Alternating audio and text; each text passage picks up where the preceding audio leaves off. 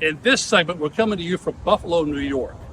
September of 1901, an event happened right about here, Fordham Drive in Buffalo, that changed American history. 25th President of the United States, William McKinley, was assassinated by a man named Leon Czolgosz, a wannabe anarchist. We'll take a look at the McKinley assassination, who Leon Czolgosz was, why he did it, and what happened after the assassination in this segment.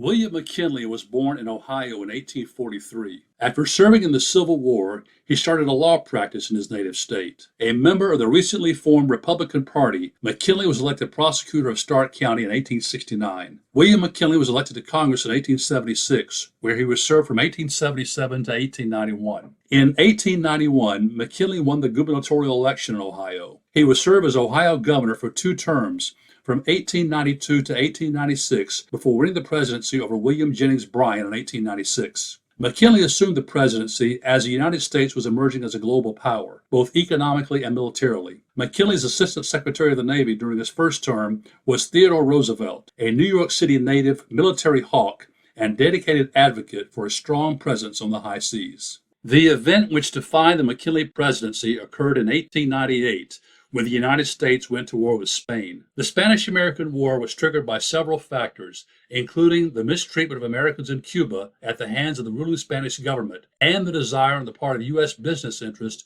to capitalize on Cuban resources. The most notable event was the sinking of the battleship Maine in Havana Harbor that year. President McKinley had sent the Maine to Cuba to protect American interests there, and the ship exploded and sank in Havana Harbor. Although there was ample evidence suggesting that the explosion was an accident, President McKinley and Congress declared war on Spain, egged on in part by yellow journalists like William Randolph Hearst and Assistant Naval Secretary Theodore Roosevelt. The United States quickly dispatched the Spanish, winning an unqualified victory in just 10 weeks.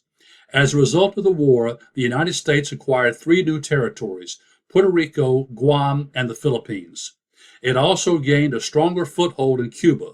The United States was now a world power. William McKinley was elected to a second term in 1900, and this time his running mate and vice president was Theodore Roosevelt. McKinley, a popular president, and the United States were riding high. But not everyone was pleased with America's rise to power. Anarchism, the belief that there should be no strong central government, had taken hold in Europe and in some areas of the United States. Although most anarchists were peaceful, some advocated propaganda by deed, using violence to convey their message. Anarchists were responsible for several attacks on European royalty, most notably the 1900 assassination of King Umberto I of Italy at the hands of Gaetano Bresci, an Italian immigrant who had been living in New Jersey and returned to his native land to kill the king. That assassination especially resonated with a sad, lonely little man in the American Midwest, Leon Czolgosz, the man who would kill President McKinley in Buffalo, New York in 1901. In this episode, we visit the site of the assassination of President McKinley. We also visit the Buffalo History Museum to speak with Brandon Kennedy, an authority on Buffalo history and the McKinley assassination, and to get a look at some of the implements associated with the assassination. Here with Brandon Kennedy. And Brandon, give us your title, what you do here. It is the Buffalo History Museum. So tell us about yourself and what you do. Hi, I'm Brandon Kennedy. I am currently the Programs and Events Coordinator at the Buffalo History Museum, and I've been the museum educator for the last year and a half. All right, now we're here to talk about the assassination of William McKinley, which occurred in September of 1901 here in Buffalo. So we'll start off by asking Brandon, first of all, now why was President McKinley here? For what occasion? Now, William McKinley, he was visiting Buffalo in 1901 to visit the Pan American Exposition. This was a World's Fair. Millions of people from around the world were visiting this. And this was the first time these people could see things like electricity on a mass scale. Now, William McKinley, he was originally intending to be here for the opening of the fair on May 20th. However, when his wife got sick, he decided to reschedule, and then he would come back to Buffalo in 1901 in September 5th and 6th of that year. His wife had a lot of health problems throughout her life. Yes. And we don't do World's Fairs anymore. I can remember the last World's Fair that I remember was when I went to, was in 1982 in Knoxville, Tennessee. But there's not as much need for World's Fairs anymore because the kind of stuff that's on display at a World's Fair you can get from books on the internet and so forth. So, but it was a bigger deal back then. And so it was a big deal for the United States to host the World's Fair. Yes, exactly. This was a time in American history where America had just entered the world stage for the first time after the Spanish-American War. Part of this fair was celebrating a lot of the progress America had made overseas, domestically, and celebrating the industrial prowess of this country and the sort of upswing in economics throughout the 19th century. And not everyone was pleased with that progress, and that's what we'll take a look at in the next clip. So what happened on September 6th, 1901 here in Buffalo, we're talking about now? So September 6th was really a day in American history that changed the next century. This is something that brought Theodore Roosevelt into the presidency and all the things that came along with his administration. Now, on September 6th, William McKinley, he's here in Buffalo. He's visiting the Pan American Exposition. And the day before, he had given a speech outside of the Temple of Music, celebrating this century of progress. Now that it was the 6th, he had sort of toured the fairgrounds, and now he was back at that same Temple of Music where he was hosting a reception. This is a reception that anybody could walk up to the president, shake his hand, introduce themselves. McKinley was very proud of the fact that he could shake up to 50 hands in a minute. Now, this is a little, this reception, this is something that even McKinley's secretary, Cortell Yu, tried to sort of work out of the schedule several times. However, McKinley overrode this decision. He wanted to be seen as this very public figure that's out there shaking hands with supporters and meeting with the folks that put him in office. We still, despite the fact that in 1901 we had who had two presidents assassinated, Abraham Lincoln in 1965 and James Garfield in 1881, Americans still would latch onto the idea that American presidents, U.S. presidents, needed protection. They thought it was something that would make a president look weak. It was something that would make a president look detached from the crowd. And it was something that people thought, oh, that goes on in Europe with European monarchies and dictatorships. It doesn't go on here. And McKinley said to the secretary you mentioned a while ago, oh, no one's going to want to kill a president as popular as I am. And he was very popular. It only took one person. And who was that one person? That one person was Leon Czolgosz. In the lead up to the assassination, he was going under an alias, Fred Neiman, which sort of translates to Fred Nobody or Fred No Man. Now, Leon Czolgosz, his inspirations lie within a few different wheelhouses, so to speak. Leon Czolgosz, he was originally from the Detroit area, but he moved to Ohio, and here he got involved with factory work. While he was working in factories in Ohio, he participated in some labor strikes. He ends up getting blacklisted, and he sees the man in power of Ohio, McKinley, who's governor at that time, and he sort of blames him in some ways for a lot of his own personal troubles, a lot of the strife that he's seeing in his life, and he's also somewhat inspired by this anarchist philosophy that's been circulating within these labor movements. Little interesting side story to the whole anarchist thing. Leon Czolgosz, while he's going around as Fred Neiman, even within these anarchist circles, they're a little bit weary of him. Yeah. They almost start warning other chapters or other members of this Fred Neiman. They don't know if he's a government spy. I'm sorry to interrupt. I like to put it this way, is that in every era of society, there are people who don't fit in with the mainstream, whether they're right wing, left wing, what have you. They just don't fit in for some reason. Mm-hmm. But at least they fit in with each other. Leon Czolgosz was a guy who couldn't fit in with the people that couldn't fit in. Right. What do Yeah. you do with people like that? Those are the people that are truly dangerous.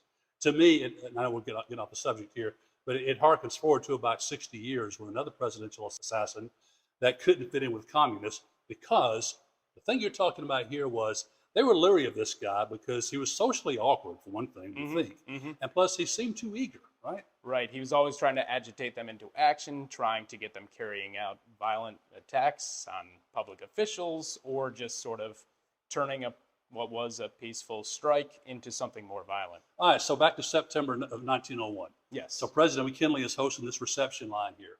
Leon Czolgosz is in the reception line. Yes. He has a bandage on his right hand. Okay, presidential protection was very, very weak in those days. But if a Secret Service agent who was standing behind President McKinley had been standing beside him instead of behind him, he may have noticed that Czolgosz had this bandaged hand. All right, so Czolgosz comes up with a bandaged hand. What happens next?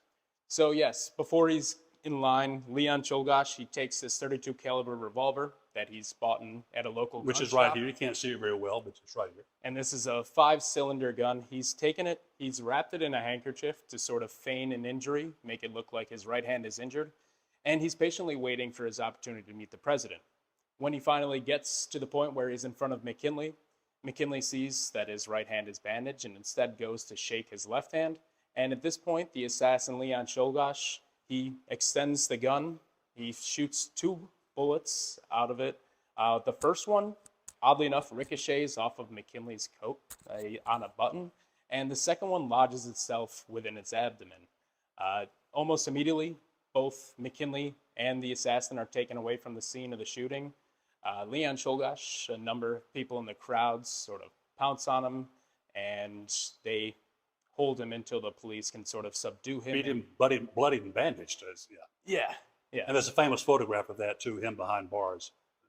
All right, so McKinley is taken, he receives medical treatment. Vice President Theodore Roosevelt is on vacation, and the initial reports are that McKinley is going to be okay. And what it would be unimaginable nowadays, Roosevelt gets word that McKinley's going to be okay and doesn't even bother to call off his vacation until the news turns bad.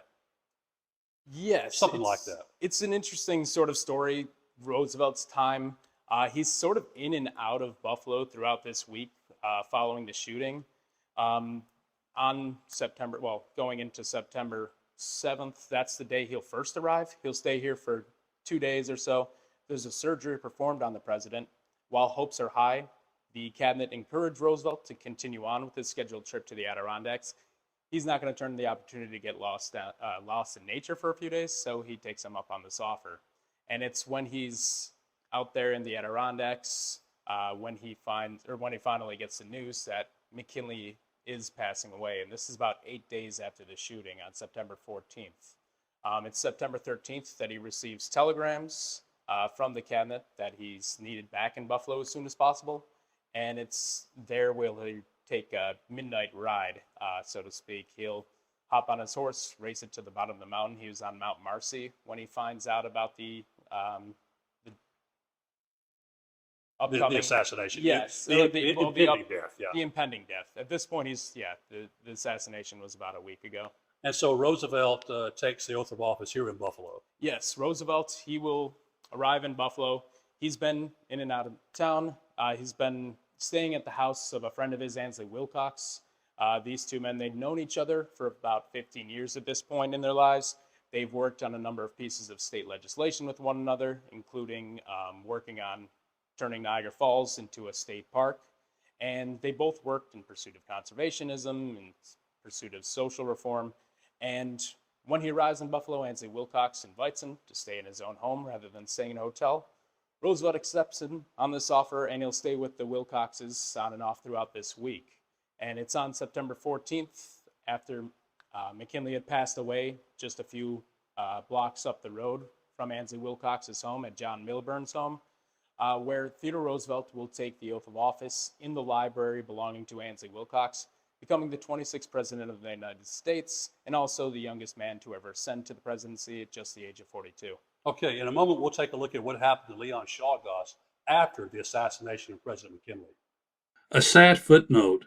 The first man to grab Leon Czolgosz was an African-American man named James Parker, a Georgia native and constable. He was hailed as a hero for his actions, but as a reflection of the sorry state of race relations in the U.S. at the time, Parker was not allowed to witness the trial of Leon Czolgosz, save for the testimony that he provided. Crime like this were to happen today. A layperson's guess here, both lay people. How long do you think it would take before this person actually went to trial and was convicted and sentence was imposed? How long would it take? Nowadays, with all the appeals and everything, it could go on for years.